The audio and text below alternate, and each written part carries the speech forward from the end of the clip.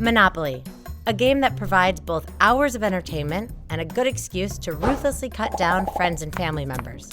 And it turns out there are a few math-based tricks that make winning easier. Monopoly is a classic game of chance, which means moves can be estimated with probability calculations. We can use them to actually determine where the board's hotspots are and how well specific investments can pay off. First off, you need to understand the vehicle of the game, the dice. Basic probability tells us rolling 2 dice will result in a 7 more often than any other number. So right off the first roll of the game, you're most likely to land on one of these spots. You can also use this trick to plan when and where to build houses. If you just landed on New York Avenue and there's someone behind you on St. Charles Place, it might be a good time to build some property. Chance and community chest cards also have a big effect on the game.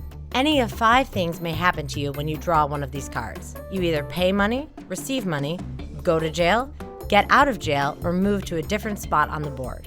9 of the 16 cards in each deck require you to move, specifically to one of these spaces. Aside from pulling an unlucky card, you can also get sent to jail if you land on the go to jail space, or if you roll 3 doubles in a row, known in the game as speeding. This can happen more often than you'd think.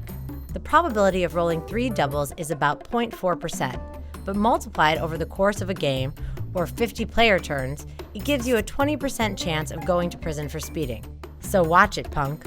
With 4 possible routes, you're more likely to land on jail than any other individual space. It's actually the most visited space on the board. This means the row following jail is also frequently visited, specifically these spots, taking into account our roll probability stats. So with all this data, we can actually figure exact percentages for how often each spot is visited. The high levels of traffic in these areas mean they're probably a good place to invest, whereas you may want to stay away from these neighborhoods. So now we know where the prime real estate is, but how much should we cash in on these locations? Blogger Truman Collins used the probabilities of landing on each space to calculate the approximate number of opponent rolls it would take to earn back any investment. The spaces in red show faster recouped costs. As you can see, you shouldn't hesitate to build that 3rd house or to buy those additional railroads.